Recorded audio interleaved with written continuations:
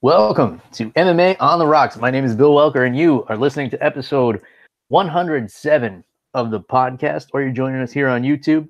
Today is Sunday, September the 9th, and we are fresh off of one of the best cards in recent memory that, unfortunately, I think a lot of people didn't get to see. Before we get into that, let me introduce my co-host all the way from rainy and cold New Jersey, Jeff, the Animal Wilson. Jeff, I just saw you like last week, but because we haven't done this show in a couple of weeks, it feels like I haven't talked to you in forever because we didn't have this kind of weekly connection. But how are things going up there besides being rainy and dreary there up in the Garden State, my friend? Bill, I'll take the rain and dreariness because Wednesday and Thursday was obscenely hot. It was triple digits.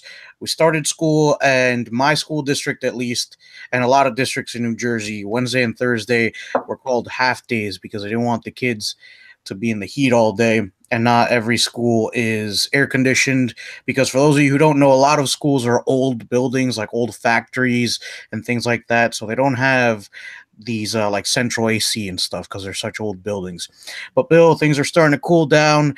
But it was pretty hot last night on this card, dude. A bunch of finishes, super exciting. But Bill, I think the biggest news of this card was Nico Montano not showing up. So Bill, I heard a couple of things like the UFC wanted her to dress up in like the Native American headdress, and she felt a little insulted. So I heard that this whole health thing was a big fiasco. But Bill, what do you think? What do you think happened here? Did they give the headdress to Jessica Andrade instead? Because she did come out wearing one of those. I didn't hear any of that. The statement she released said that her kidneys shut down while she was cutting weight, and it's never happened to her before. Unfortunately, she had gained a lot of bad press earlier in the year when some media outlets had reported that the UFC was unhappy with her for not defending her title, even though she said that she had been in communication with the UFC and that they understood she had some health issues going on ever since winning that title. But it's never a good look when you're not bringing in money for the company, you're not endorsing anything, and you're not fighting, you're not competing, especially for such a young competitor who's coming off, a failing TV series in The Ultimate Fighter. The ratings have been going down and down, and hopefully they find a way to rejuvenate it because you and I are both still fans of this platform of The Ultimate Fighter, and as far as we know, it's going to continue with the ESPN deal as per Dana White. And the most recent season kicked off this week. In any case, Nico Montano unfortunately stripped. I don't think it moved the needle either way for this pay-per-view. I don't think whatever the number turns out to be, I would estimate somewhere between 100 and 150,000 pay-per-view buys, and that may be generous. It may be doing less than that because as I was saying last week, this is the last pay-per-view before Conor McGregor's comeback in what they're calling the biggest fight in MMA history against Khabib Nurmagomedov on October 6th. So I feel like a lot of people weren't going to shell out the money for this one either way. It's a bummer for Valentina Shevchenko, who did make weight and was ready to compete. I imagine that the UFC is going to have her fight someone else for a vacant title now that Montano has been stripped. I don't know. Do you have any other input on this issue here, Jeff, or do you disagree? Do you think it would have moved the needle if this fight was on?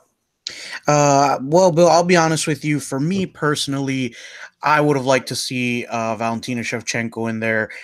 Nico Montano, as unpopular as she is a good fighter. She's very well-rounded, and I would have loved to see these two get it on because they're both really well-rounded. But, Bill, now that the championship has been vacated, it came out a few days ago that Nico is getting stripped. So, Bill, obviously one half of this equation is Valentina Shevchenko in there for the vacated belt, but who do you put in there against her? What do you think, Bill? It's hard to say. I mean, my my gut, I would like to see Joanna move up to 125. However, they have fought a couple of times already, and the result didn't vary very much. Joanna didn't do so well against Valentina. I believe they fought in Muay Thai. It's tough because you have a division that's,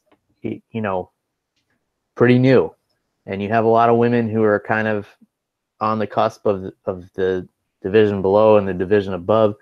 I think it's the perfect division for Jessica Andrade, but after the statement she made last night against Karolina Kowalkiewicz, I don't see her straying away from strawweight.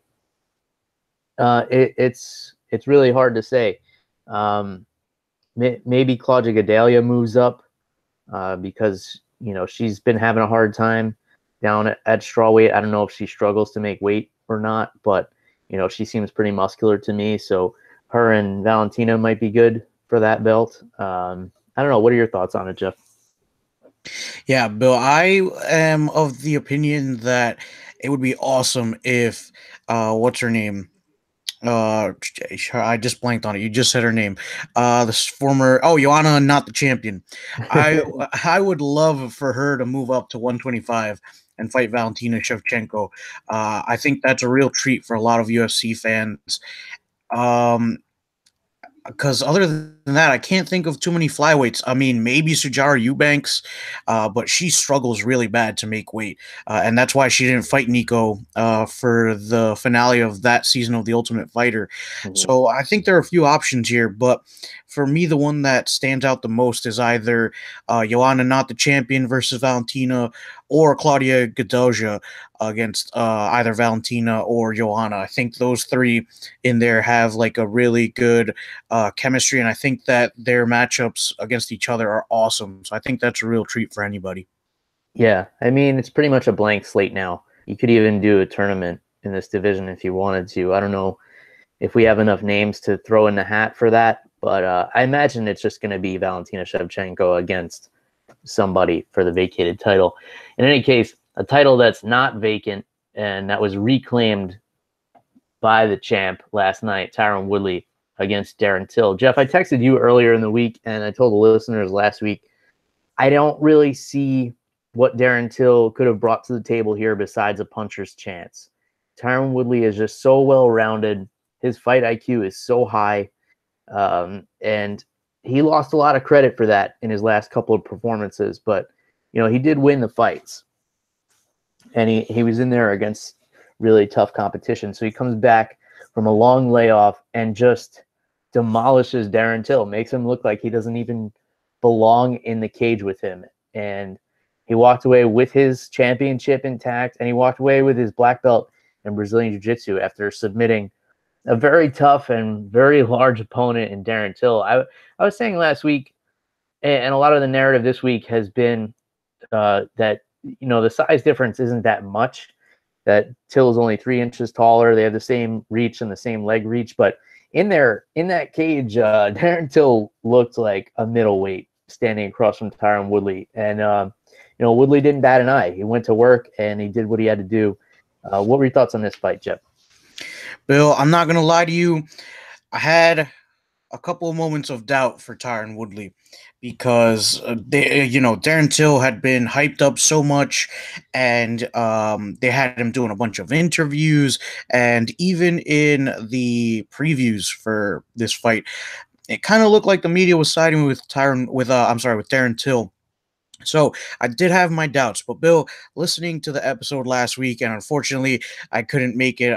When you texted me, I was sound asleep. It was my first day of work, and after 2 months off, Bill, I wasn't used to it yet. Yeah, I know the listeners were clamoring for more of the animal last week. I almost lost my voice towards the end of that. I hadn't done a solo episode in a long time.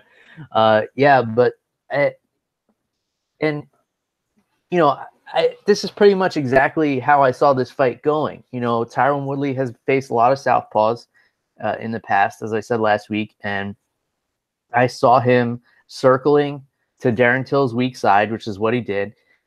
He snatched up the single leg a couple of times, but not really to finish a takedown, just to get in Darren Till's head that he could take him down and that he was going to try. He was super aggressive. He held him up against the fence. He got the blood flowing in his arms. He wore him down quick, and then he exploded in for that big punch and put him down. And then he damn near elbowed his fucking scalp off while he was on the ground. It looked like there was a clean break in Darren Till's hairline of just blood. And I was waiting for his entire head of hair to just fall off like some kind of like gruesome scalping. And then he slips in a very sneaky dark choke, which was not defended at all. And, he gets his black belt for essentially submitting what I would presume is a white belt in Brazilian Jiu-Jitsu in Darren Till. I think he has great takedown defense and just wasn't planning on being in that position. And he wanted to ride his one trick into victory and into championship. And Tyron Woodley wasn't having it. So any other thoughts on this one, Jeff? Yeah, dude. Tyron Woodley just so well rounded, and like I was saying, after listening to what you were saying last week in last week's solo episode, you started changing my mind because I forgot how well rounded Tyron Woodley is, and his first couple of victories in MMA were all submissions. Obviously, he was a high level wrestler in college, and he brought that to the table against Darren Till, and I think that Till is an opponent who kind of brought out that aggression out of him because obviously Woodley knew that if Till landed a clean shot on him, he could end the fight. Mm-hmm. And I think that's probably why his previous two title defenses were kind of boring because obviously Demian Maia isn't someone who's going to finish him with strikes or on the feet. So Tyron Woodley kept it standing more.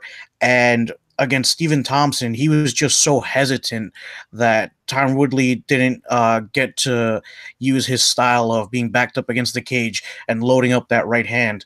So, Woodley, awesome. I think he was just phenomenal in there. And I want to see more of this. I want to see him come out aggressively because even when he was getting backed up, that's when Woodley was able to read Darren Till, land that right hand that dropped him, and then from there take over. So I want Woodley to be a little bit more aggressive because he is a really, really good fighter. Yeah, I mean, it's really going to depend who he's in there with. The way to fight a Muay Thai striker is to swarm them because a lot of their game is based on using the space between them and their opponent.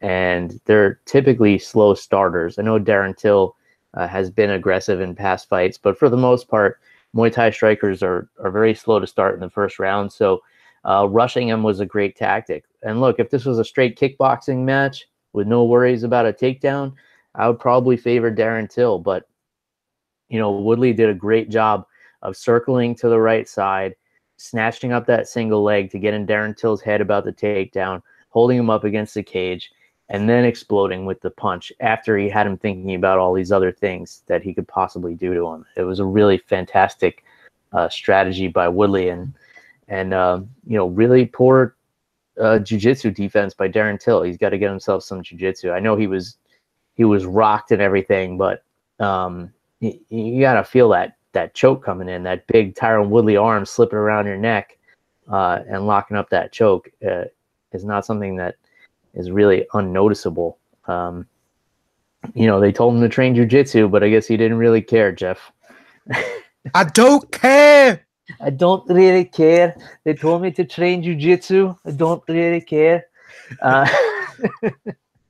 But yeah, so I want to see Darren Till move up to middleweight after this fight. After seeing how big he is, I think there's some awesome striking matchups for him in that division. And that's what I want to see from him. I don't want to see him killing himself to try and make 170 pounds, and I don't want to worry about him making weight every time he's going to fight. It's not drama for me. That's just annoying, and it's unprofessional. So he's too big for this division. He needs to move up, and I think he'll do very well at middleweight, especially if you look at the top of the division. It's not very grappling heavy. I mean, there is Yoel Romero, but how long is he going to be around? Chris Weidman is, great wrestler, but I could see Darren Till avoiding him until he's not around anymore as well. And then, you got Gastelum and Whitaker. I think those are great matchups for Darren Till down the line. So I would like to see him bump up to that division. And as far as Tyron Woodley, I think there's a lot of great challenges for him left at welterweight. I know he's looking for a big money fight. I don't know if the Colby Covington fight has lost steam. I don't know if that's guaranteed to be next, since Colby's interim belt was stripped. And a lot of things that something that a lot of people don't understand, including the fighters, is that the interim belts don't really mean anything. They're just used for marketing. You know, they want to put some gold on the TV so people want to watch, and that's the only thing those interim belts stand for, and that's why they're able to take them away so quickly. And it's unfortunate that a lot of the fighters aren't aware of this. It's like they're not in on the joke. In any case, I do imagine Colby Covington will be next. I know Tyron wants GSP, but you know, let's face the facts. GSP is not going to get out of bed for this fight. It's just not going to do big numbers, especially after the numbers of this pay-per-view come out. It doesn't matter that Tyron Woodley got himself a highlight reel finish. You know, after his last couple of performances, he's still not going to be a big draw. GSP will always draw, but you know, he needs a dance partner that's going to you know, at least bring a few butts in the seats as well. In any case, awesome performance by Tyron Woodley, one of the best in recent memory. So maybe it's Colby Covington. You know, there's some other great matchups for him there. I'd love to see him in RDA. I think that's a really interesting fight. I would love to see how Tyron approaches that one, especially how we've seen his fight IQ evolve as a champion. Any other thoughts on this main event, Jeff? No, I was just going to agree with you on the RDA matchup. I think that one's really good. But, Bill, speaking of matchups, I didn't expect this to go down the way it did. It was the co-main event, women's strawweight, Jessica Andrade versus Karolina Kowalkiewicz. Bill, I was expecting a grind game here. So I kind of closed my eyes for a minute because I was lying down watching this and I was pretty tired. This fight was on at about 11:30. And next thing I know, I see the ref pulling Jessica Andrade away from Karolina Kowalkiewicz's corpse. Bill, talk to me through what happened, because I'm still in utter shock about this. I'm on the same page as you, Jeff. When I thought about this fight, I thought it would be Karolina Kowalkiewicz outpointing Jessica Andrade from the outside, or Jessica Andrade taking Kowalkiewicz down and battering her. So Karolina is coming into this fight with really high takedown percentage. I think it's something like 87%. So not a lot of people have been able to get her to the mat, but turns out that wasn't a problem. Jessica Andrade blasted her with a shot that rocked her head back and forth 3 times before it bounced off the canvas. She put her out cold. You do not see knockouts like this in women's MMA, especially in the strawweight division. These women just don't have the kind of knockout power at this size.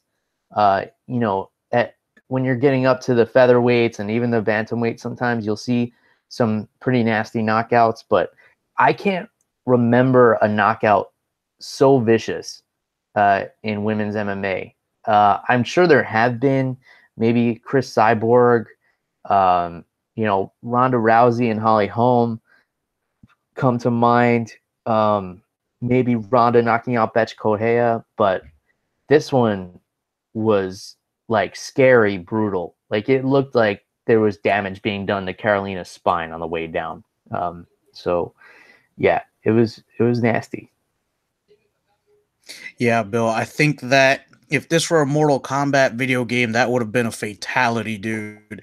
I mean, oh man, just the way Karolina went down, it looked like something out of a video game. Like, oh man, that punch was like out of, you know, Mike Tyson's playbook. I mean, I saw the replays and it wasn't friendly. And, you know, Jessica Andrade was looking pretty jacked, man. Her biceps looked huge. You know, I don't want to say that something that's not true, but, you know, I don't know how she got that big quickly. I mean, yeah, I mean, she's always had a big frame. She fought at 135 in the past, and she was just slightly too small for that division, but she does carry a lot of muscle, significantly more than any of the other women in that division. But she made a statement, man, and she wants Rose, and I'm not opposed to it. And I think it's a tough matchup for Rose Namajunas because it's an aggressive style of striking that she's not really used to, and her ground game is nasty. I mean, she's really high level grappler, but she's not looking to submit you on the ground. She's looking to pound the fuck out of you, much like Khabib's style. In any case, Jeff, Nike got a lot of attention in the news last week, but Colin Kaepernick is not the only person making people cringe by taking a knee. Zabit Agamemsharipov, one of two nasty knee bars on the night against Brandon Davis, the late replacement for Yair Rodriguez. This was just a really painful looking submission. And what I call it is a trash compactor knee bar.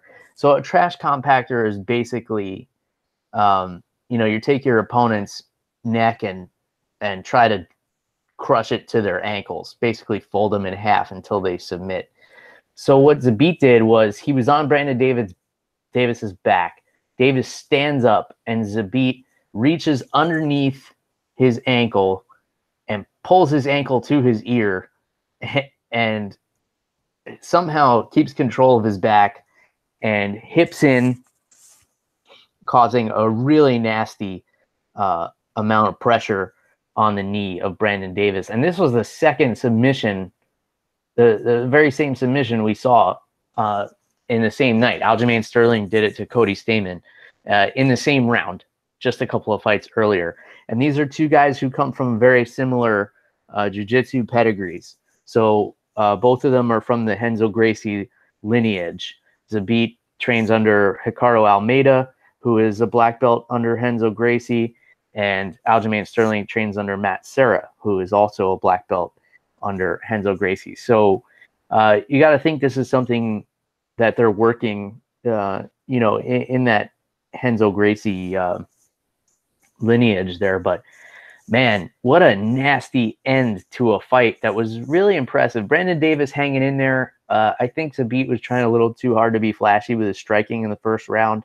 But man, once he decided to take this to the ground, this was a very clear mismatch. So what were your thoughts on this and the two, as I'm calling them, trash compactor knee bars on the night, Jeff?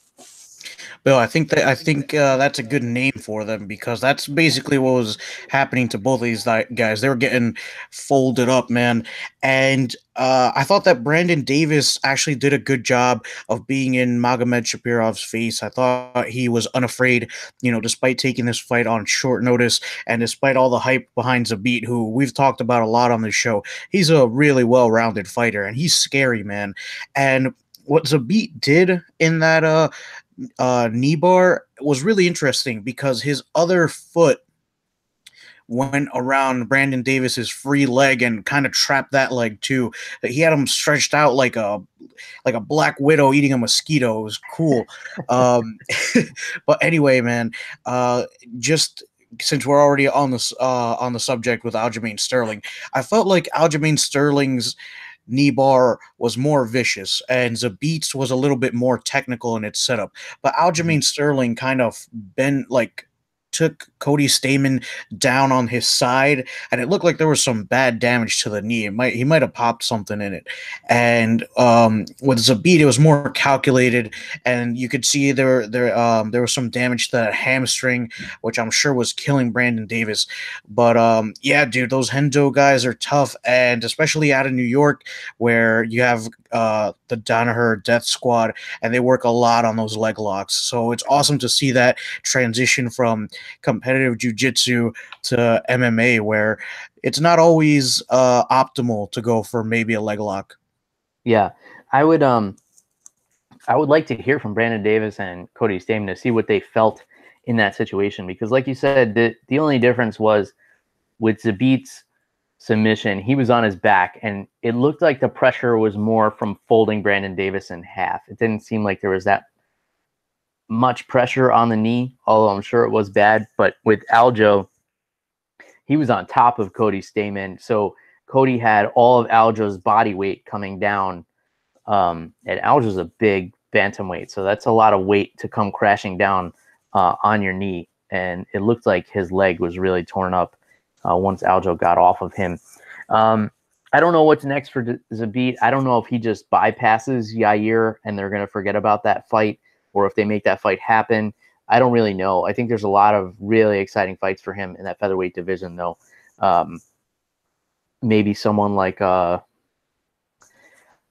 Andre Feely would be a fun fight. I don't know. There's a lot to do there. Aljamain Sterling, after his fight, I was hoping, because the smart thing for him to do would have been to call out Marlon Moraes for a rematch.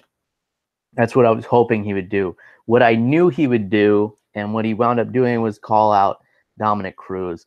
And that fight's just not going to happen. Dominic Cruz is not acknowledging his call-outs. Dominic Cruz isn't getting off the couch for anyone but TJ Dillashaw at this point. And I feel like that's the fight that may happen if Dillashaw doesn't end up fighting Henry Cejudo. Marlon Moraes is probably the more deserving contender, but, you know, as we well know, that doesn't really mean anything. So Aljo calling out Dominic Cruz, I wish he would have used that breath to call out Marlon Moraes for a rematch. I think that would have gotten him a little farther. But anyway, let's move back up to towards the top of the card. We'll skip over Jimmy Rivera and John Dodson because that was one of the only terrible fights on the card. The most impactful blow was when Jimmy Rivera kicked John Dodson in the balls. This fight was not entertaining at all, but Jimmy Rivera back in the win column. So after being knocked out by Marlon Moraes and having his 20-fight win streak snapped. So good for him. Then the fight that I told everybody last week to keep your eyes on, and if you listen to my advice, you didn't have your eyes on it for very long, and that's Abdul Razak Al Hassan and Nico Price. Man, what a nasty knockout this was, and just crazy combination that put Nico Price down. And was it a flash knockout? Maybe. Could he have recovered? Not likely. I mean, he is a super tough guy, but man, he put him down real hard. This was just a nasty knockout. What were your thoughts on this one, Jeff? Yeah, dude, Nico Price went down like a rock, and if you blinked, you definitely missed this one because Al Hassan and Nico Price both came out super aggressive, swinging like crazy, and Nico Price got caught, man. Al Hassan, he said it in an interview afterwards that he's just been blessed with power. And Bill, I was pretty shocked. I thought that Nico Price, after that crazy knockout, I forgot who it was, but where he was on the bottom and he was throwing hammer fists. I forgot who that was against, but I thought maybe he kind of had an advantage going into this one. Bill, boy, was I wrong, because Al Hassan annihilated him in under a minute in that first round. Mm-hmm. Yeah, that nasty knockout was against Randy Brown, and it was really creative. And when you think of Nico Price, you think of really creative fighter, a guy who just finds a way to win. He's like Tom Brady, you know, if you like football analogies. You know, Tom Brady always won championships no matter who was around him, it seemed like.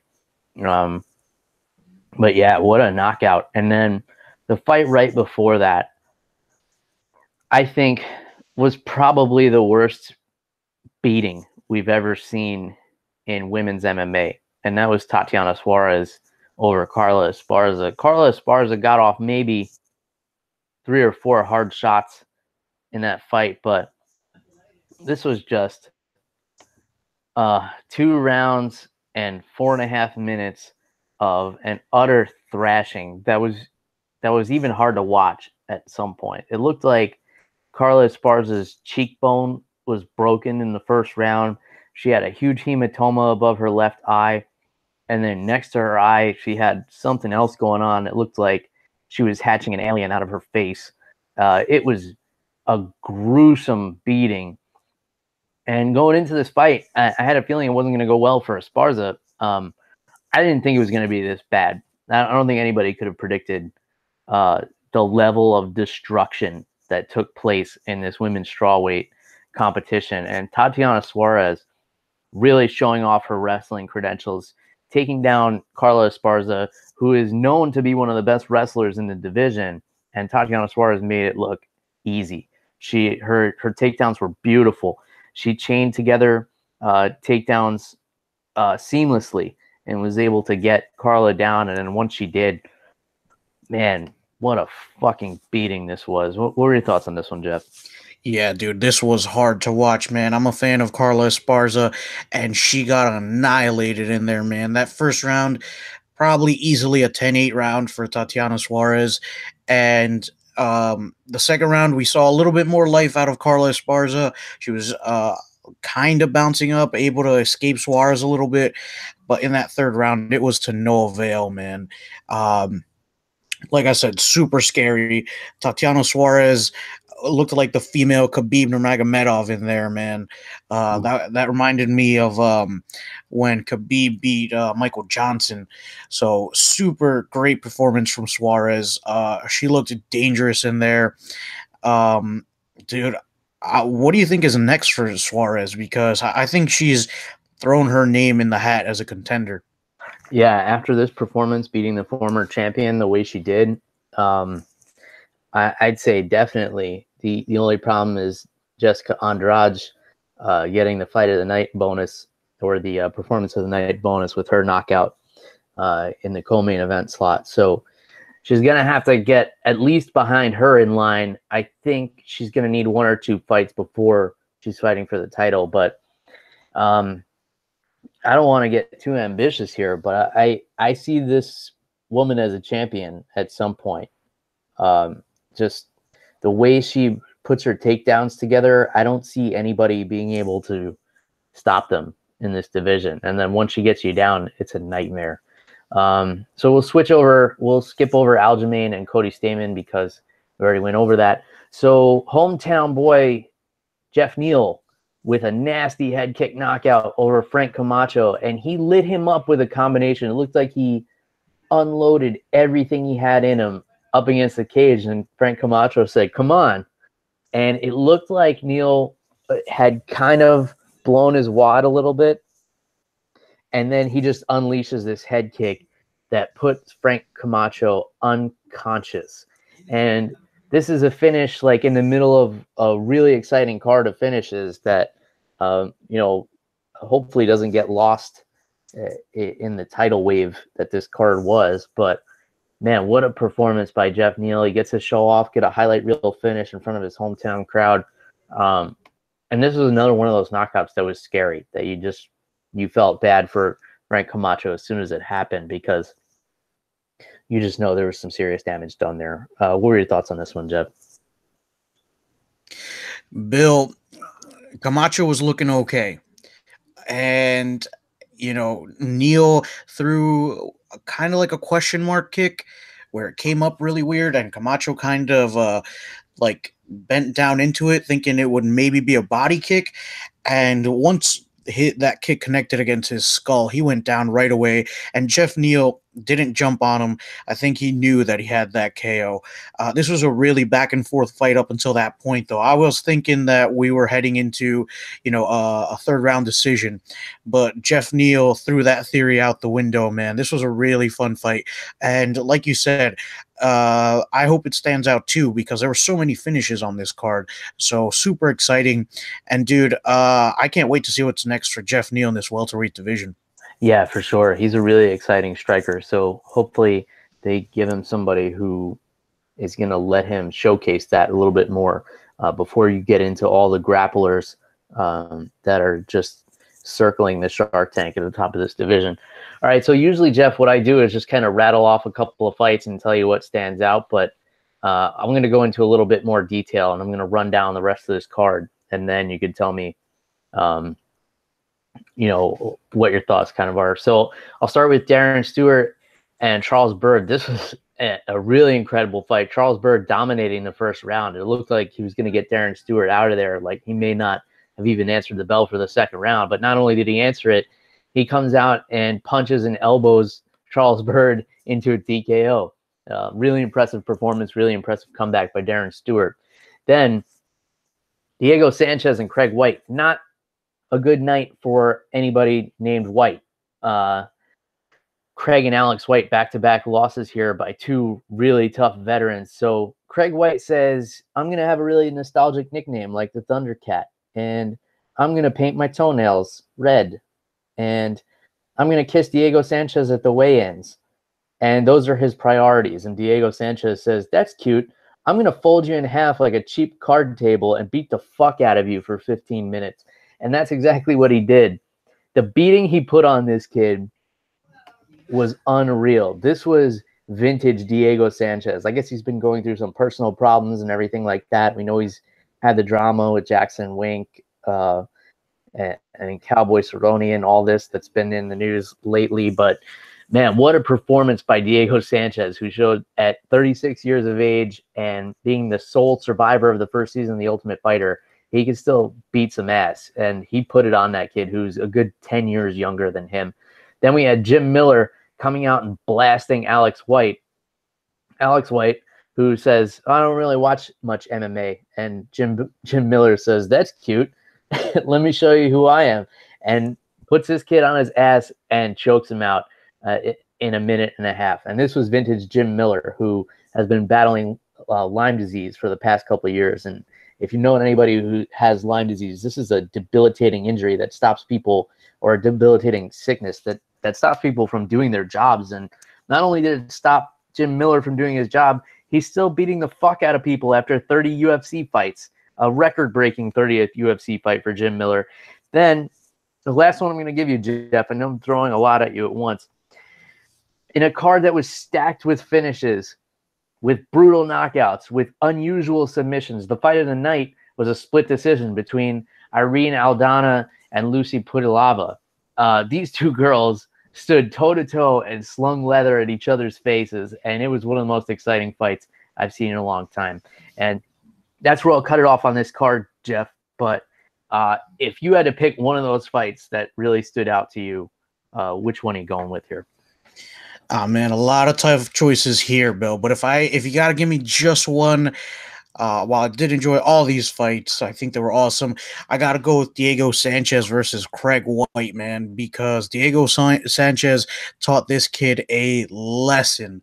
I mean, he went in there, never looked tired, and just annihilated this kid. Took him down whenever he wanted. And when he did take him down, White was not getting up at all. So I think Diego Sanchez gets it for me this time. Yeah, and even that first takedown, Craig White had locked up a high elbow guillotine, which the way he had it locked up finishes, I don't know, 999 out of 1,000 people. And Diego Sanchez, again, is like, oh, a cute guillotine, and just slams him on his back.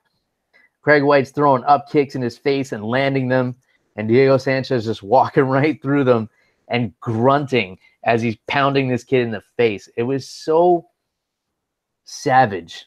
I don't really like to use that word, but I can't think of any other way to describe it. Like, it was just a brutal beatdown, and I'm glad you picked that one. Is there a second choice? Because it seemed like you might have a few other opinions hiding away there. Yeah, Jim Miller versus Alex White is a really close second. I would give almost those two a tie, and then definitely go back and watch Irene Aldana versus Lucy Padilova, because that was so back and forth. I couldn't pick a winner in that one. But yeah, dude, all those fights you threw at me were awesome. So honestly, I think that if you didn't see this card, I would say go back and watch all the fights except for John Dodson and Jimmy Rivera. That fight was really, really boring. Yeah, I'd say, yeah, watch everything except for that one. That was the one. That's the one to skip over. Jared Brooks and Roberto Sanchez, which was the curtain jerker on the night, pretty okay fight, back and forth, split decision for Jared Brooks. Other than that, yeah, we pretty much covered every single fight on here, and I'm impressed I'm able to remember as much as I do about these fights, Jeff, because I had some friends over last night, and if people listen to this show, they know that I appreciate, find booze. So everyone who came over last night brought some booze with them. So my buddy Jeff, who you've met and who's been on the podcast before, he brought over a really awesome cucumber IPA, which I was very skeptical about. I'm not big on cucumber flavored things. It doesn't really seem up my alley, but it's from the House of Beers here in Dunedin, Florida, and it was actually really good, really refreshing IPA beer. And then my buddy Matt and his badass wife Stacy came over. They both trained at Gracie Clearwater with us. He brought a 10-year-old bourbon, Henry McKenna. I'm holding it up for the people on YouTube here. And the legend behind this bourbon, Jeff, is that this Irishman, Henry McKenna, who was a whiskey maker over in Ireland, and we know the Irish make, less, more subtle whiskeys like your Jamesons and Tullamore Dew and Wolfhound and stuff like that have the real vanilla flavors to it and kind of that tinny taste because they're distilled in steel.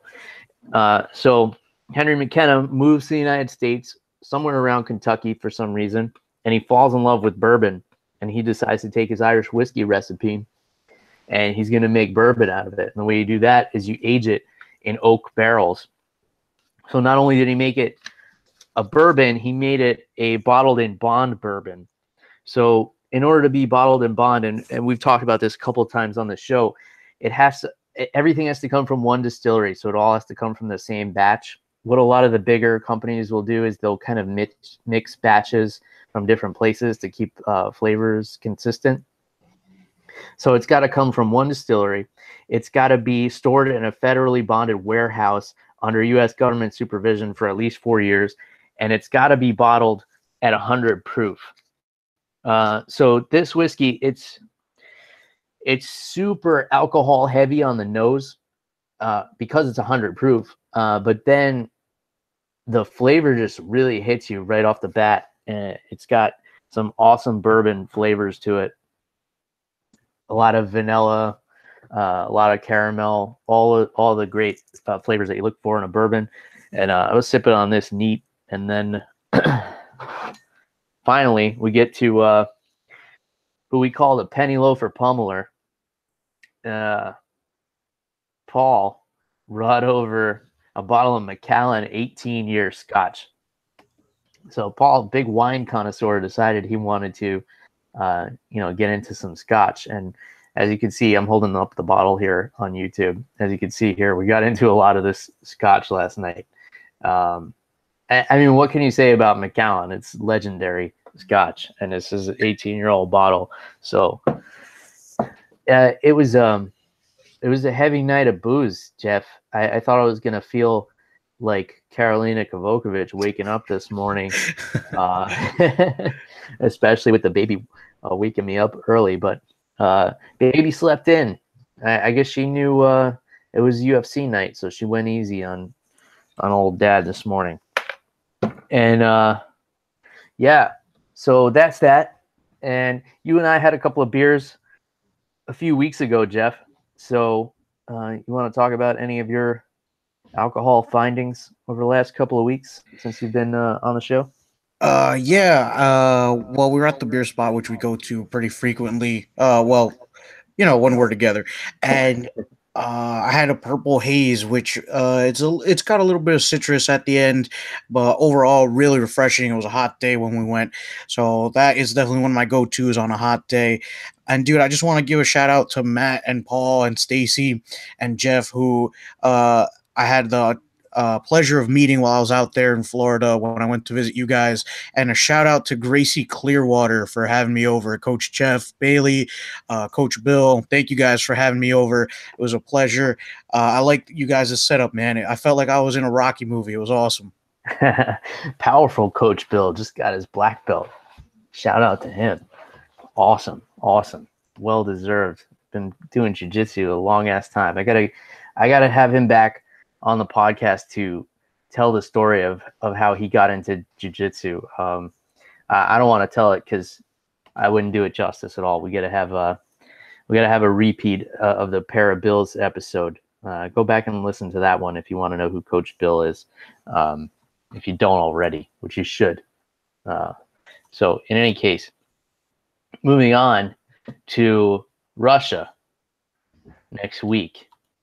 This is a card that I'm not really sure how to feel about. So Fight Night 136 is taking place in Moscow. So the UFC has been talking about going to Russia forever, and they've been building it up. Obviously, they would have liked to have Khabib on this card, but that didn't happen. So now your main event is Mark Hunt and Alexei Olenek. Okay. I feel like just because there was so much buildup to the UFC actually going to Russia, that this one kind of falls flat a little bit. I don't know. Maybe you could change my mind, Jeff. What are your thoughts on this card? Have you looked at it at all? Bill, this is my first time looking at the whole card, and changing your mind on this one is a pretty tall order because nothing really is standing out to me other than Andrei Arlovsky is on the card against, I'm probably going to butcher this, and I'm sorry, Abdurakimov. Yep. And that's about it, man. I don't the Mark Hunt fight, I'll be honest with you, Bill, it's not super exciting to me. It's a weird matchup against Olenek because Olenek, while he is a good grappler, Mark Hunt has really good takedown defense, and he's an awesome K1 striker. You got CB Dalloway on here. I can't remember the last time he fought. I haven't seen or heard of him in forever. Yeah, and he's in there against Artem Frolov, no relation to Artem Lobov. And that guy is 11-0. I don't know who he is, but I can only imagine that CB Dalloway is being led to slaughter here in Russia. Not a great look for him. One fight I am looking forward to, Merab Dvalishvili and Terrion Ware. I think this could be a really exciting fight. So Merab, you may remember, got screwed in his last fight where he was in a really deep choke, tap, and he didn't go unconscious, and the referee called it in favor of his opponent after the fight ended. So he didn't go unconscious, he didn't tap, the referee didn't stop it, the fight ends, and then Merab is declared the loser due to a guillotine choke. It was a really fucked up situation, but really great fighter. Really solid skills, good wrestler. So that'll be fun. Krzysztof Jotko is always fun, and he's fighting the undefeated Adam Yandiev. So that could be an interesting fight. And then Jan Blachowicz in the co-main event against Nikita Krylov. That will be a very tactical fight, I feel like, but if you're into that sort of thing. This main event, though, Mark Hunt and Alexei Olenek, the way people talk about Mark Hunt, you would think he has Alexei Olenek's record. Alexei Olenek, 56-11-1 in MMA. Jeez. This guy, I mean, he just doesn't give a fuck about his haircut. He's like bald on top, and then he shaves his sideburns up like 3 inches. I don't know why, but I wouldn't question it either. This guy's a bad motherfucker. Mark Hunt, who you think of as like one of the baddest ass heavyweights of all time, is 13-12-1. You would think that he had Alexei Olenek's record, but I got to imagine Mark Hunt's a favorite going into this one. He's really hard to take down, and Olenek is not a striker. He'll be the first to tell you. He's a wrestler who fights in a cage. And he has some really slick, unassuming submissions, like an Ezekiel choke while he's being mounted, which is obscene if you're a practitioner of Brazilian Jiu-Jitsu.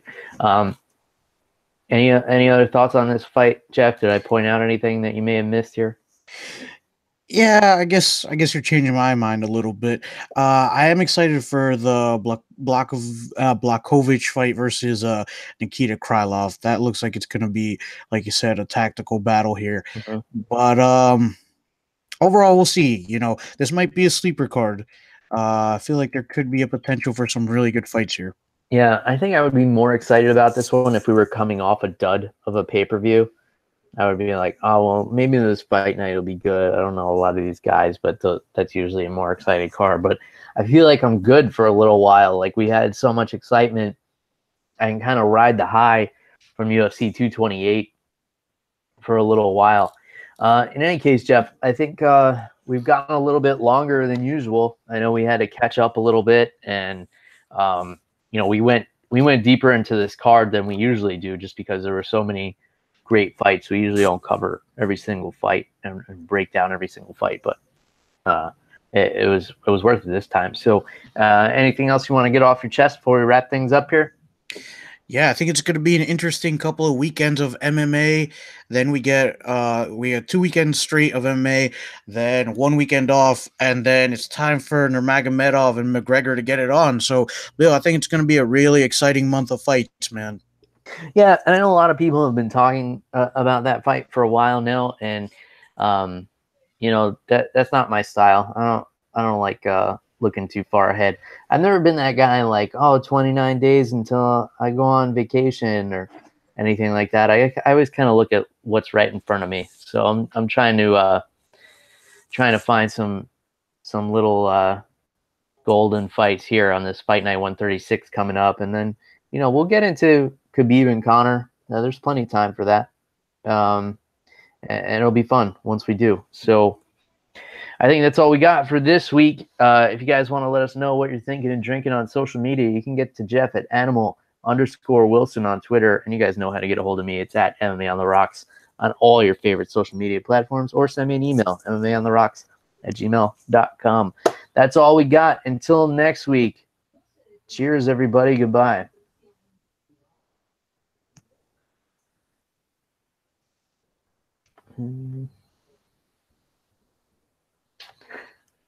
Bill, we're still live. I can't make any of my racist jokes. And cut.